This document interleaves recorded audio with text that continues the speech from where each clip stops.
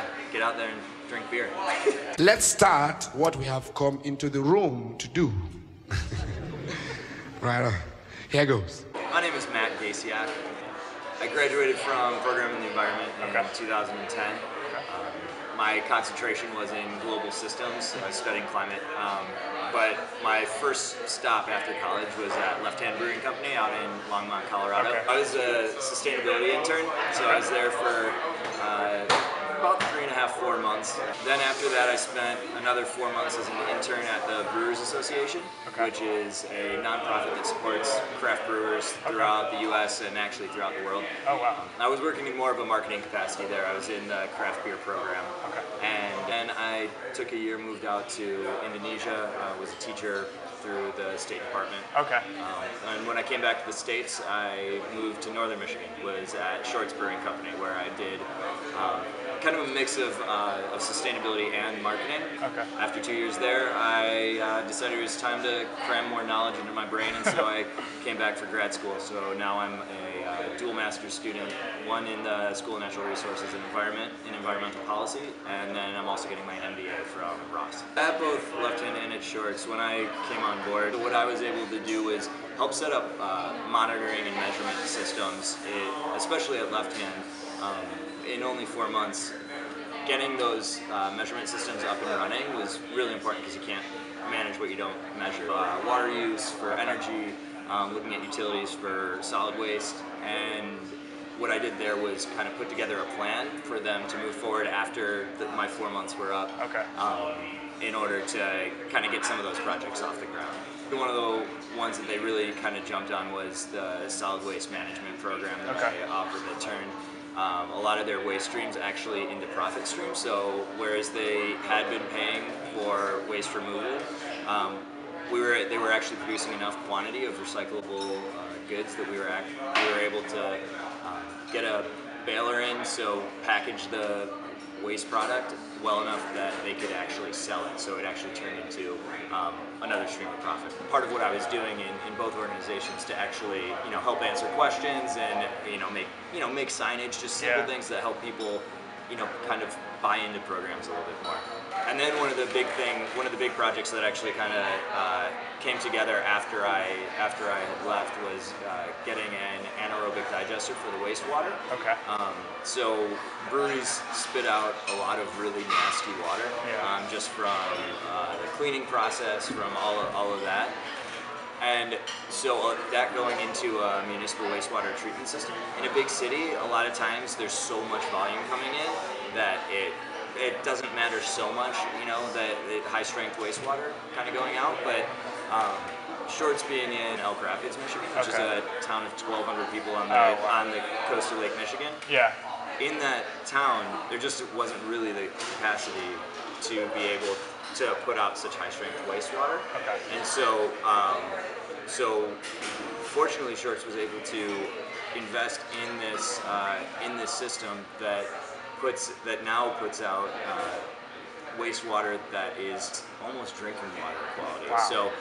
So absolutely no strain on the system, and if anything, it actually helps the system because it's really clean water going in. But when I was at Shorts, we put out a beer every year called Superfluid, and it's a beer that's a testament to clean water. Shoot out a press release about a different water issue that was kind of facing the Great Lakes region. And so, kind of history of beer in America.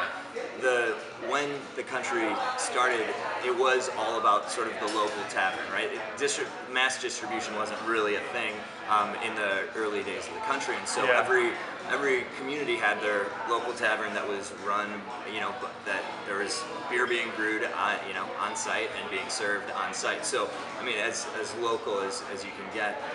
Sort of after Prohibition, a lot of them had the big players kind of got a big jump and were able to kind of crowd out and outcompete almost everyone else. And so through the sort of middle decades of the last century, there were very, very few options.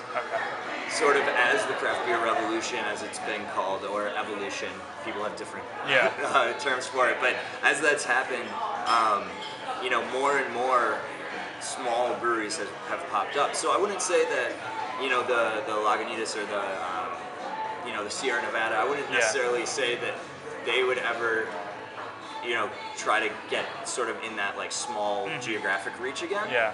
But any sort of like mom and pop brewery that's popping up. I don't know where you're from, but in this small little town outside of Rochester, New York that I grew up in, there's now like 2 different breweries that will never, we never know, but will very likely never get regional distribution, but will be able to be self-sustaining because there is this sort of identity of place that the consumers come from. The craft beer consumer is someone who cares about quality of product, and is a lot of time also someone who cares about quality of the environment. They like the idea of kind of buying into their local community, so spending their money at a local brew pub type thing, and so kind of getting the word out about sustainability initiatives is a nice way to bring people in, but also kind of bring sustainability more front of mind to sort of their community at large. For a place like AB InBev, which now owns SAB Miller, a place like that that's so huge, cutting down water by 1% saves them just tons of money. So it makes plenty of sense for them to do it as well.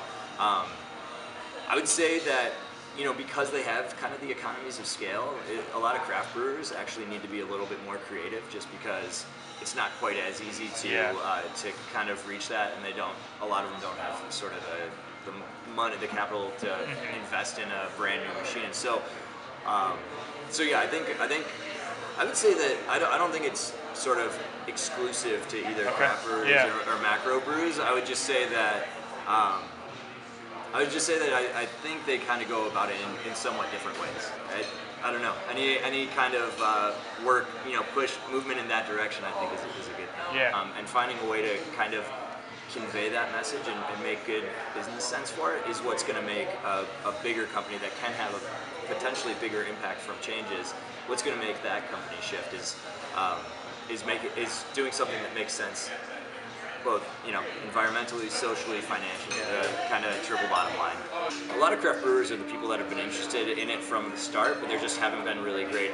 There hadn't been really great examples. Hops, Michigan is becoming an up and coming hop state, but it takes a little while from the time it's in the ground to the time you can actually use the hop cone. And so for a bunch of years, Shorts was brewing at least one or two that had all Michigan hops, but they just couldn't supply. Now, because of the efforts of people like Brian Tennant's, the Michigan Hop Alliance, and a ton of other hop growers in the state, there's been a lot. There's just a more beefed up volume, which is great for Shorts. There's a bunch of other great breweries in Michigan that also want to source locally. So it's still going to be a challenge to keep up with the demand for the hop farmers out there. And then in terms of barley, again, Michigan's not sort of the place that usually comes from.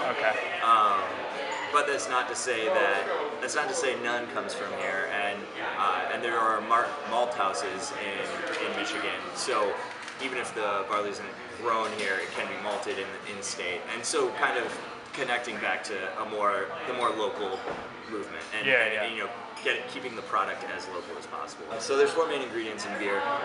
You have barley, hops, water, and yeast. Water makes up 90% of beer.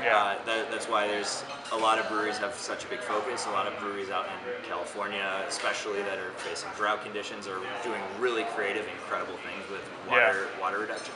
But in terms of barley, some breweries malt their barley in-house, but that's not super common. So by the time brewers get it, it's been malted, which is essentially, in very short, it's a process to make the sugars kind of accessible in the brewing process. So then in the brewing process, in the sort of first stage, the malt is milled, so broken down into smaller pieces, and then it's called the mash, and so that's the part where it's just malt and water, and you're starting to kind of break down those carbohydrates and get some kind of sugar water, we call it wort.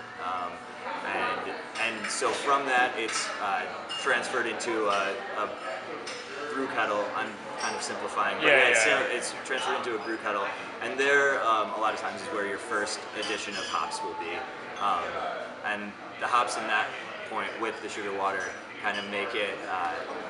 That's where you add your bittering hops, and then sort of later in the process, if you add more hops, a lot of that's for aromatics. So the barley and the malted barley is really the backbone of a lot of beers. That's what makes, so a dark roast is what makes, a dark roast of malt is what makes this stout as dark as it is, and it's sort of those coffee and roasted flavors, whereas other, if you think of a pale ale or something like that, the barley hasn't been roasted as long, so it's a paler malt, and so you'll have a lighter colored beer. Closing, I'd like to suggest gently that people go out and support the local breweries, learn about the process that they're using, get to know the people, because kind of in a bit of a localization movement, that one of the best things to do is actually get involved with the community and get to know the people in it. And I know that from my experience both at Shorts and at Left Hand, they want nothing more than people to come in and kind of get exposed to their experience and the work they're doing. So